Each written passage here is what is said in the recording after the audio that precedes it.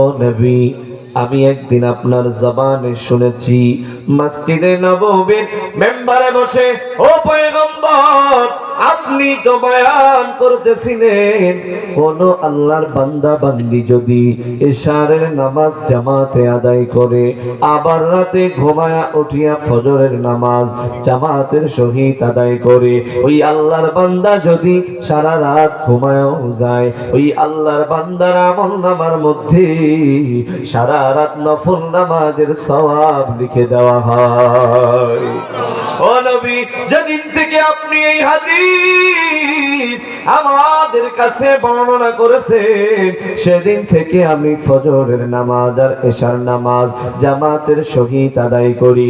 সুতরাং সারা রাত আমি ঘুমায়া যাই, ঘুমানোর পরেও আমার আমল নামায় নফল নামাজের সওয়াব লেখা হয়। নবী আমার বলে, ও সাহাবী তুমি বড় চালাক। সাহাবী এবার বলে, ও নবী, 2 নম্বরের গুণের কথা একটু শোনেন। আমার স্ত্রী বলেছে সারা বছর নফল রোজা রাখার সওয়াব অর্জন করতে হবে। ও নবী, আপনি একদিন মসজিদে নববীর মেম্বারে বসে বয়ান করতেছিলেন, কোন আল্লাহর বান্দা বান্দি যদি রমাদান মাসের পরে একটা মাস আসে, যেই মাসের নাম হলো শাওয়াল মাস। কোন মাস? শাওয়াল মাস। ও নবী, আপনি তো বলেছেন এই শাওয়াল মাসে কোন আল্লাহর বান্দা বান্দি যদি 6টা রোজা রাখে, কয়টা? 6টা রোজা রাখে, এই 6টা রোজা রাখার বিনিময় আল্লাহ পাক রব্বুল আলামিন সারা বছর রোজা রাখলে যেই সওয়াব হতো, এই 6টার বিনিময় আল্লাহ তাআলা সারা বছর রোজা রাখার সওয়াব লিখে দেয়। আমার স্ত্রী বলেছিল রোজা রাখার কথা, সুতরাং আমি শাওয়াল মাস আসলে 6টা রোজা রাখি। সুতরাং আমি দিনের বেলা খাই, খাইলেও আমার আমল নামায় নফল রোজা রাখার সওয়াব লেখা হয়। 3 নম্বরে আমার স্ত্রীর শর্ত ছিল 1 খতম কোরআন তেলাওয়াত করার কথা। ও পয়গম্বর, আপনি তো একদিন বলেছিলেন কোন আল্লাহর বান্দা বান্দি যদি সূরাতুল ইখলাস 3 বার তেলাওয়াত করে, কয়বার? আর ওয়াজে বলেন কয়বার? 3 বার তেলাওয়াত করে 1 খতম কোরআনের সওয়াব তার আমলনামায় লিখে দেওয়া হয়। ও পয়গম্বর, আমি তো আমার হায়াতের জিন্দেগিতে ফজরের নামাজের পরে সূরাতুল ইখলাস 3 বার পড়ি, আমি তো 1 খতম কোরআনের সওয়াব পাই। শুধু ইখলাস পড়ি না, ও পয়গম্বর, আপনি তো বলেছেন কোন আল্লাহর বান্দা বান্দি যদি সূরাতুল ইয়াসিন 1 বার তেলাওয়াত করে 10 খতম কোরআনের সওয়াব আল্লাহ তাকে দান করে। আমি সকালবেলা সূরাতুল ইখলাস 3 বার পড়ি, 1 খতম কোরআনের সওয়াব পাই। সূরাতুল ইয়াসিন 1 বার পড়ি, 10 খতম কোরআনের সওয়াব পাই।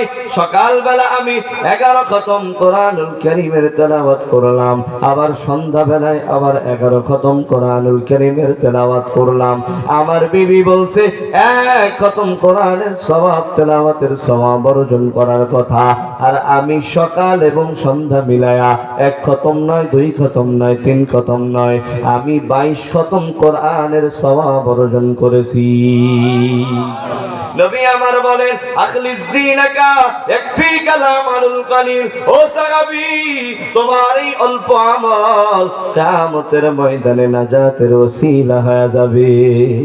ও বান্দারা, এই 3টা আমল এখন সহজ না কঠিন? সহজ না কঠিন? মানতে রাজি আছেন না নাই? কারা কারা নাই হাত তোলেন। 1 2 3 4 5 6 জন। আপনারা এমনি তুলছেন না? কারা কারা আছেন? নারায়ে তাকবীর। 1 নম্বরের আমলের নাম কি? কোন একজনে কোন 1 নম্বরের আমল কি? হ্যাঁ, কোন কোন নামাজ? ফজর আর এশার নামাজ জামাতে পড়লে সারা রাত নফল নামাজের সওয়াব কে দান করবেন? 2 নম্বরের আমলের নাম কি? শাওয়াল মাস আসলে কয়টা রোজা রাখবেন? কয়টা? তাহলে কি লাভ? 3 নম্বরে আমলের নাম কি? সূরাতুল ইখলাস কয়বার? 3 বার পড়লে কয় খতম? সূরা ইয়াসিন যারা পড়েন 1 বার পড়বেন, কয় খতম? 10 খতম। হুজুর বার দাওয়াত দেওয়া লাগতো না, নিজেরাই খতম দিয়ে বকশিশ দিয়ে দিবেন। আমল শিখাই দিয়ে গেলাম, পারবেন না ইনশাআল্লাহ? হুজুররাও মাঝে মাঝে এরকম করে, হুজুর এত তাড়াতাড়ি পড়েন হুজুর। তা কয় তাড়াতাড়ি পড়বো তো ঠিক আছে, সূরা ইখলাস আর সূরা ইয়াসিন 10 বার করে পড়া 100 খতম দিয়া মাশাআল্লাহ দোয়া করে হুজুর 100 খতম দিছি, আল্লাহ কবর পৌঁছায় দাও। আমল শিখাই দিয়ে গেলাম, প্রতিদিন সকাল সন্ধ্যা সূরা ইখলাস 3 বার পড়বেন, সময় লাগবে মাত্র 1.5 মিনিট। কয় মিনিট? এই সকাল এবং সন্ধ্যা 2 খতম কোরআন তেলাওয়াত কইরা ওই মা বাবার সব রেসানির জন্য নিজে নিজে জায়নামাজে বসে দোয়া কইরেন। পারবেন না ইনশাআল্লাহ? পারবেন না? হুজুরদেরকে প্রতিদিন দাওয়াত দেওয়া লাগবে না, প্রতিদিন আপনি নিজেই সওয়াব পৌঁছাইতে পারবেন বাবা মার কবরে। পারবেন কি পারবেন না? কারা কারা সূরাতুল ইয়াসিন, সূরাতুল ইখলাসের আমল, শাওয়াল মাসের 6টি রোজা রাখার আমল, ইশারের নামাজ আর ফজরের নামাজ জামাতের সহিত আদায় করার এই 3টা আমল আগামী কাল থেকে চালু করতে পারবেন ইনশাআল্লাহ। এই নিয়াত করে দুহাত আল্লাহকে দেখায় দেন, নারে তাকবীর। আল্লাহ পাক রব্বুল আলামিন কবুল করুন, বলেন আমিন। আবার কালকে 6টা রোজা রাখেন না, শাওয়াল মাস দেরি আছে, সামনে রমাদান, পরের মাসের নাম কি? শাওয়াল মাস।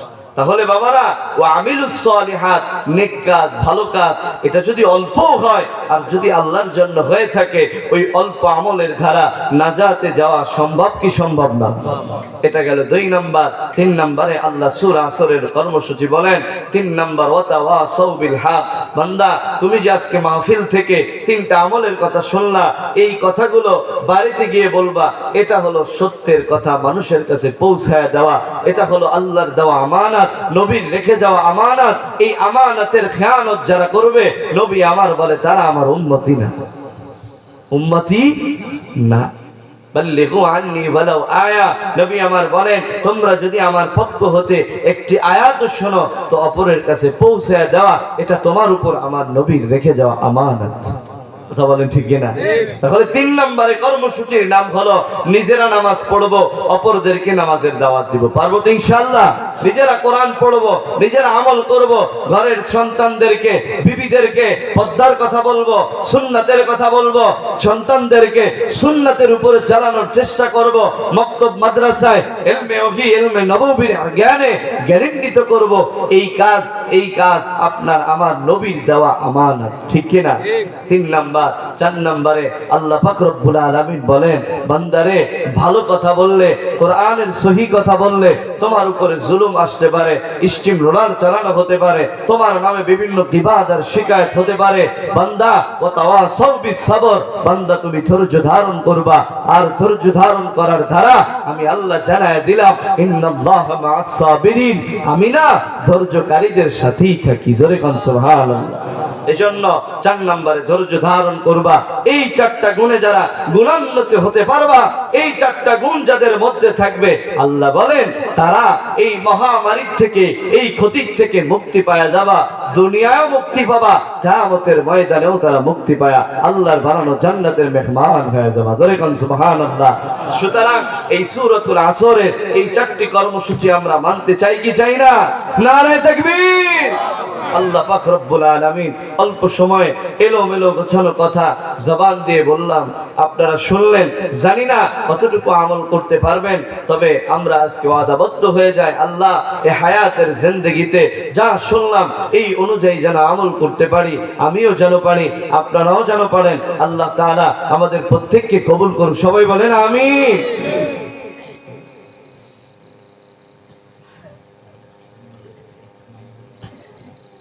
আলহামদুলিল্লাহ, এই যে এত সুন্দর একটা মাহফিল আপনাদের এখানে কয় বছর ধরে হচ্ছে? 9 বছর। 9 বছর ধরে হচ্ছে। আপনাদের ভালো লাগে কি লাগে না? ভালো লাগে? কথা কয় না বাবারা, মনে হয় ভালো লাগে না। এই ময়দানে কত আল্লাহওয়ালা লোকেরা এসেছেন, কত বুজুর্গরা এসেছেন, কত প্রেমিক ওয়ালারা, কোরআনের প্রেমিকেরা